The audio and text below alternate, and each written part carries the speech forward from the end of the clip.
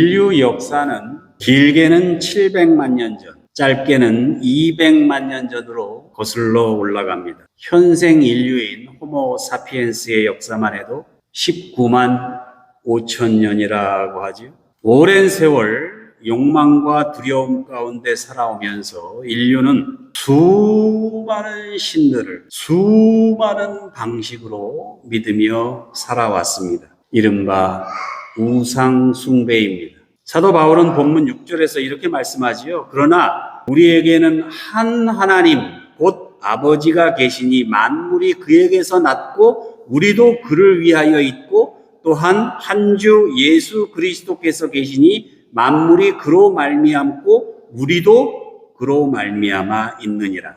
창조주 하나님, 구원자 예수 그리스도를 믿는 신앙 고백입니다. 하지만 모든 사람들이 이런 참된 믿음을 가지고 사는 게 아니죠. 심지어 고린도 교회 교인들까지도 우상을 숭배했다는 것 아닙니까? 오늘 본문은 단순히 우상의 제물을 먹느냐 마느냐 하는 문제가 아니에요. 사람들이 왜 우상을 믿는지 그 근본적인 이유와 각종 우상 숭배의 행태가 잘 나타나 있는데 다음과 같이 묵상해 보시겠습니다. 첫 번째, 습관적인 우상 숭배입니다.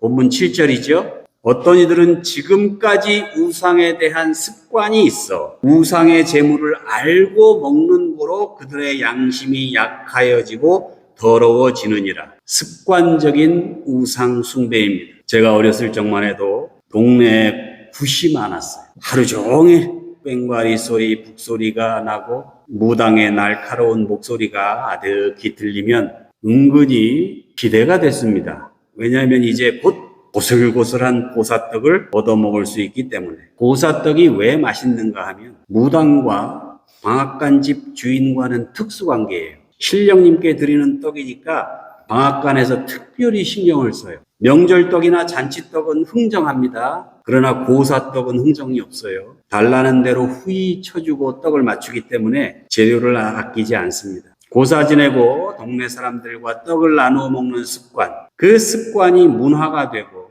어린 시절의 추억이 되고 고향에 대한 향수가 되어 아이가 아프면 삼신할미가 노하신 게 아닌가, 집안에 우환이 있으면 터줏대감이 노하신 게 아닌가, 나도 모르는 사이에 이런저런 우상들과 그런 우상들에 대한 미신이 우리들의 말, 생각, 행동, 습관, 마침내 우리들의 인생을 지배하기도 합니다. 제사도 마찬가지죠. 효성스러운 아버님, 조상님 제사를 얼마나 열심히 모시는지 명절 때마다 성함도 모르는 조상님 제사상에 절을 올렸습니다. 정말 조상님들 혼이 와서 차려놓은 음식을 먹고 가신다고 믿지는 않았죠. 그러나 조상 대대로 내려오는 관습이 내 삶 깊은 곳에 들어와 자리를 잡았습니다. 그래서 여전히 사람들은 정초에 토종 비결을 보고 주역점을 치고 결혼할 때 사주단자를 주고받고 궁합 보고 어려운 일 생기면 굿하고 입시철 선거철 되면 유명 사찰 앞 불탑이나 역술인들 앞에 머리를 조아리며 시주와 복채를 아끼지 않는 것입니다. 여기까지는 습관이니까 그렇게 해왔으니까 불완전하고 나약한 인간성이 불쌍하니까 너그럽게 봐줄 수 있지요. 문제는 그 다음입니다. 두 번째, 이익 추구형 우상 숭배입니다. 조상 대대로 내려오는 관습 때문에 어렸을 적부터 생각하고 판단할 능력이 없을 때부터 습관적으로 해오던 우상 숭배는 그리 큰 문제가 아니에요. 할머니가 집으로 돌아오는 길에 동네 어귀 당나무 아래 돌을 쌓아 올리며 손을 모으고 징용간 자식 무사히 돌아오기를 기도한다면 어머니가 머리카락을 잘라 팔아서 월남전 자원하는 아들 무사히 살아 돌아오기를 기도하며 몸에 지닐 부적을 사준다면 그것을 우상 숭배라고는 할 수 있겠지만 남에게 해가 되는 것도 아니고 그런 할머니 그런 어머니들을 향해서 너희들은 우상 숭배했으니 지옥 떨어져야 돼. 하나님께서는 편협한 우리들처럼 그렇게 야박하고 옹졸한 율법주의자가 아닙니다. 그러나 문제는 우상 숭배라는 것을 알면서 그것이 비윤리적이고 부도덕하고 올바르지 않다는 것을 알면서도 심지어 다른 사람들에게 해가 되는 줄 알면서도 자신의 욕망과 이익과 쾌락을 위하여 의도적으로 우상을 만들고 이용하는 경우입니다. 본문 8절 말씀이죠. 그런즉 너희의 자유가 믿음이 약한 자들에게 걸려 넘어지게 하는 것이 되지 않도록 조심하라. 남에게 피해를 주는 우상 숭배. 하나님께서 인간에게 자유의지를 주셨으니 그 자유의지를 가지고 내가 무엇을 믿으며 무엇을 위해 살든 뭔 상관이야? 내 맘대로 하겠다는 식의 우상 숭배. 역사적으로 보면 그렇게 인간이 스스로의 욕망과 쾌락을 위해 우상을 만들고 숭배하는 경우가 많았습니다. 예를 들어 이스라엘 민족이 모세가 시내산에 여호와 하나님의 계명을 받으러 갔는데 금송아지를 만들어 숭배했죠.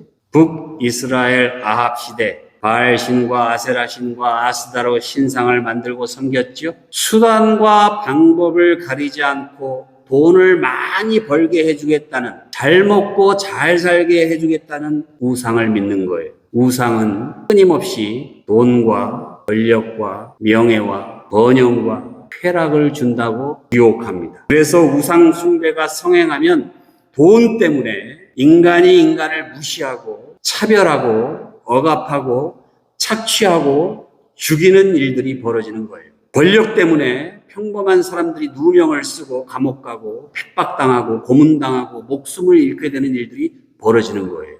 그게 다 우상 숭배 때문입니다. 예를 들자면 아합 시대 나봇의 포도원 사건처럼 아합이 왕궁 아주 가까이에 있는 비옥한 나봇의 포도원을 빼앗기 위해 여호와 하나님과 왕을 저주했다는 죄목으로 나봇을 죽이고 포도원을 빼앗죠. 온 천하보다 귀한 인간의 고귀한 생명을 좋은 포도가 열리는 포도원을 빼앗기 위해 죽였습니다. 왜요? 아합과 이세벨이 우상을 숭배했기 때문에. 아합과 이세벨이 믿었던 바알, 아세라, 아스다롯의 선동, 수단과 방법을 가리지 말고 하고 싶은 것 다 하고 갖고 싶은 것은 다 가지라는 우상 숭배. 그런 우상 숭배는 정직하고 신실한 나봇과 같은 사람을 말도 안 되는 죄를 뒤집어 씌워 죽이고 그의 포도원을 강제로 빼앗는 결과를 낳았습니다. 그렇게 수단과 방법을 가리지 않고 비윤리적, 비도덕적 우상을 숭배하면 부자는 배 터져 죽고 가난한 사람들은 굶어 죽는 지옥이 열립니다. 인간이 욕망과 쾌락을 위해 무한 경쟁을 하면 강자는 더 강해질 수밖에 없고 반면에 약자는 더 약해져서 빼앗길 것이 없을 때까지 가난해지고 약해집니다. 그러다가 결국 차별과 모욕과 고난을 당하는 희생양이 되는 거예요.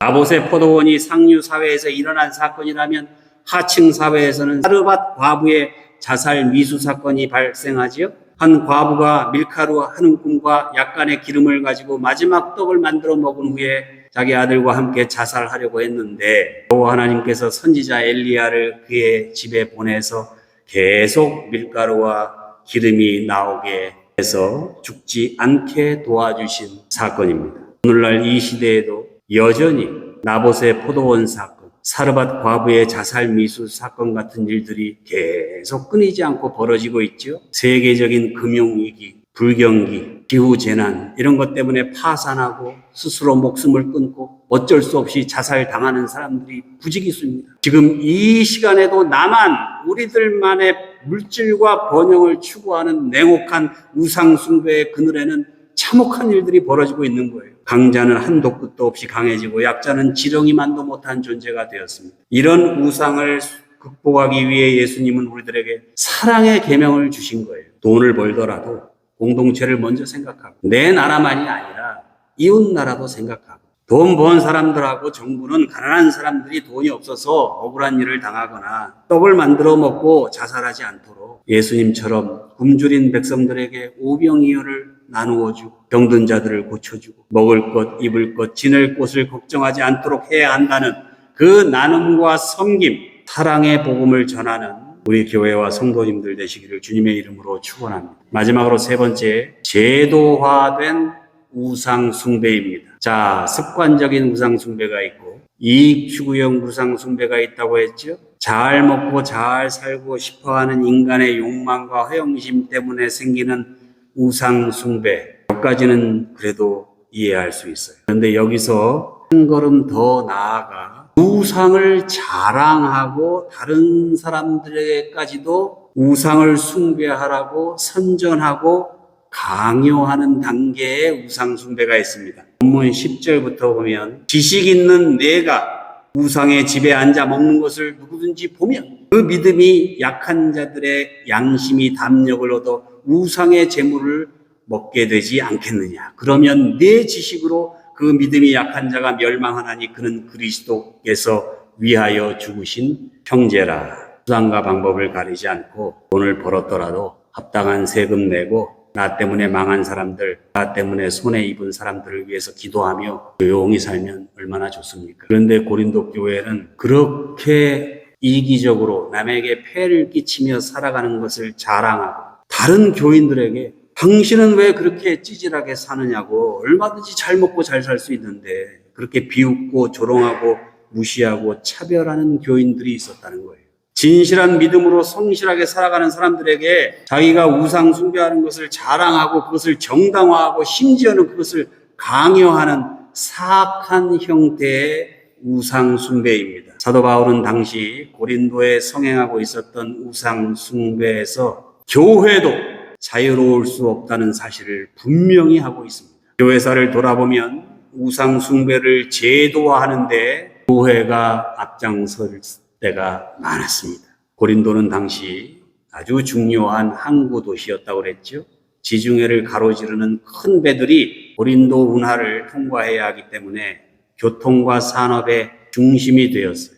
그래서 고린도에는 눈먼 돈이 많았습니다. 남을 속이든지 법을 어기든지 큰 돈을 벌 수 있는 기회가 많았어요. 사도 바울이 보기에 그렇게 수단과 방법을 가리지 않고 돈을 버는 형태 역시 일종의 우상 숭배였는데, 그렇게 돈을 많이 번 사람들이 교회에서 큰 소리를 치는 거예요. 가난한 교인들을 고린도 유통 이런 회사에 취직시켜주고 월급은 제대로 주지도 않으면서 장시간 노동시키고 교회에서도 김과장 이대리 그러면서 마치 종업원을 다루듯이 그러면서 공개적으로 교인들에게 우상 숭배를 선동하는 거예요. 초대교회에서 교회 지도자를 뽑을 때 아무나 뽑지 않았습니다. 사도들과 집사들을 뽑을 때 예수님의 인격을 닮은 사람들, 믿음의 본이 될 만한 오매한 사람들을 지도자로 뽑았습니다. 그런데 고린도 교회에서는 돈 많은 사람, 큰 기업체 운영하면서 교인들을 종업원으로 많이 고용하는 사람, 수단과 방법을 가리지 않고 비윤리적으로 부도덕한 방법으로라도 돈을 많이 번 사람, 심지어는 우상을 숭배하는 사람들이 교회에서 영향력을 가지고 이래라 저래라 했던 거예요. 미국이나 한국이나 교회사 초기에는 비록 가난해도 신분이 낮아도 인격적으로 훌륭한 사람들이, 진실한 믿음으로 성실하게 살아가는 사람들이 교회의 지도자가 되었습니다. 그런데 언제부터인지 교회에서 수단과 방법을 가리지 않고 돈 많이 버는 사람들이 대우를 받기 시작했어요. 정치인들은 교인들을 자신들의 권력 유지를 위한 수단으로 삼았어요. 재벌 회사 중역이 되면 교회에 잘 나오지도 않는데 장로가 되고 돈과 권력으로 교회를 자기 맘대로 하려고 했습니다. 만민이 기도하는 집이 아니라 우상 숭배의 온상이 되었습니다. 그런 사람들이 교회에서 하나님을 섬긴다고 하면서 실제로 우상을 만들어 섬긴 거예요.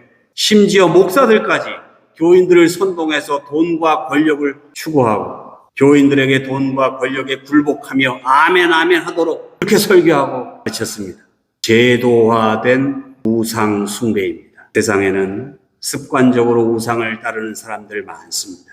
욕망과 이기심 때문에 우상을 이용하는 사람들도 많습니다. 제도화된 우상 숭배에 굴복하거나 앞장서는 교회들도 있습니다. 그러나 이 시대에 우리들은 말씀과 기도 가운데 오직 창조주 하나님의 절대 주권을 믿고 예수 그리스도의 구속의 은혜 가운데 성령님의 인도하심을 따라 우상을 멀리하고 하나님과 우리 주 예수 그리스도만을 섬기시기를 주님의 이름으로 간곡히 축원합니다.